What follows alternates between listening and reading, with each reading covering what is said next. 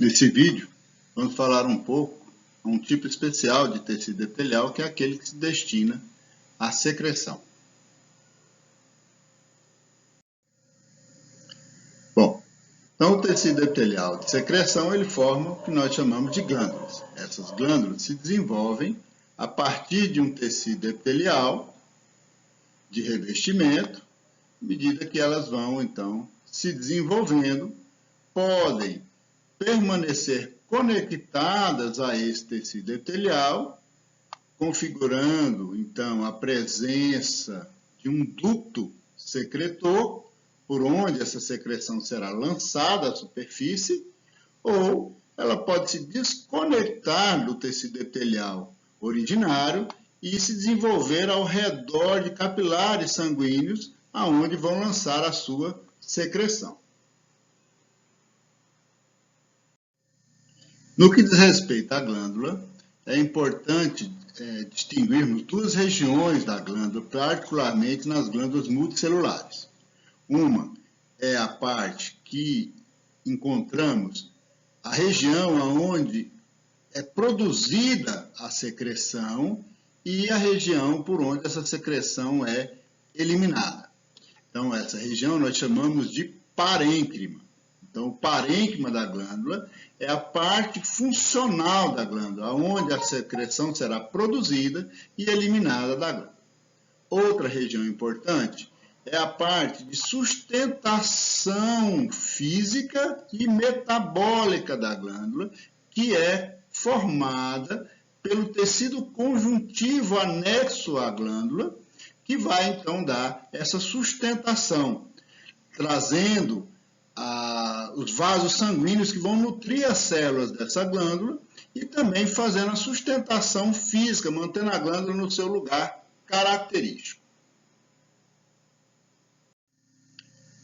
As glândulas apresentam diferentes possibilidades de classificação. Uma dessas possibilidades é classificá-las com relação à presença de ducto, ou um canal por onde a secreção é eliminada.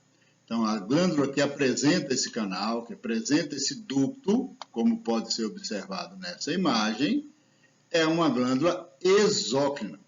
Então, esse canal funciona como um meio por onde a secreção será eliminada para fora do corpo ou para dentro de uma cavidade corporal.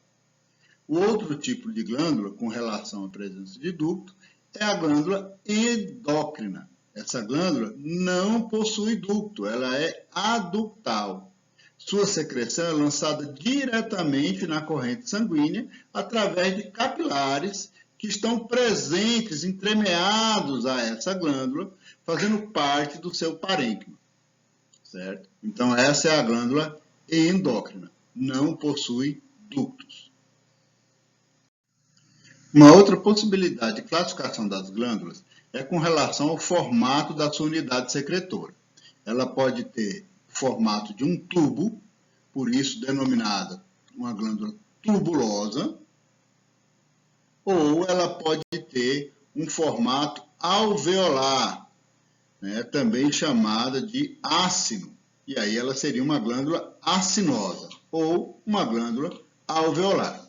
E ainda temos a possibilidade de uma composição dessas duas estruturas, formando então uma glândula túbulo-alveolar. Uma parte da sua unidade secretora é tubulosa e uma parte dela é alveolar. Aí seria uma glândula túbulo-alveolar. Uma outra maneira de classificar a glândula é com relação ao tipo de secreção que ela produz. Se a sua secreção é uma secreção aquosa, proteinácea, que tem afinidade por água, ela é dita então uma glândula serosa, como pode ser observado nessas imagens. Uma glândula serosa, normalmente ela fica bem corada ao microscópio óptico, uma vez que o corante dissolvido em água penetra bem nessas células, corando bem essa glândula. Uma outra possibilidade é que essa glândula seja agora mucosa, ou seja, a sua secreção ela tem uma característica de presença de mucinas, de glicoproteínas, que não tem muita afinidade pela água.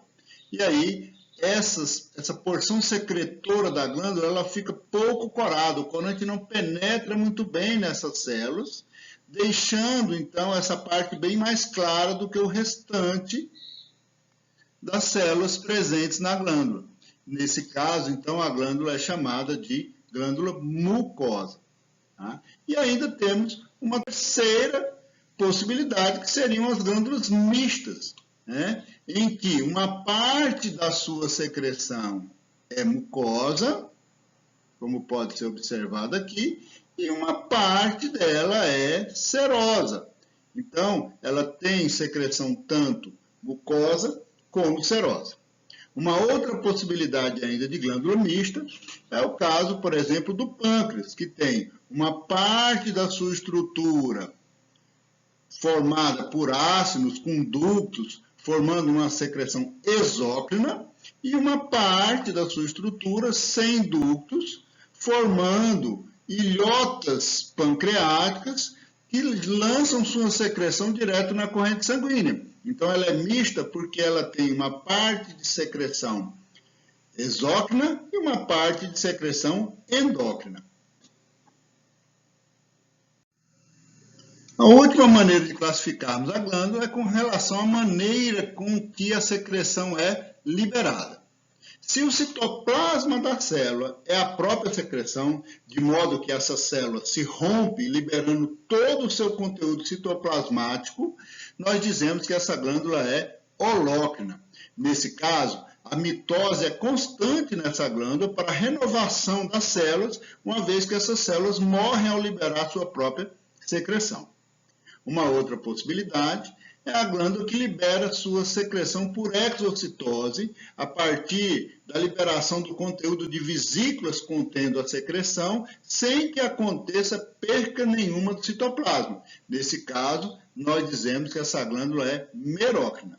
E a terceira possibilidade é a glândula em que há uma pequena perda do seu citoplasma e com isso não há a morte da célula. E aí nós chamamos essa glândula de glândula apócrina. Tá? Bom, com isso, terminamos aqui a classificação das glândulas, né? E muito obrigado.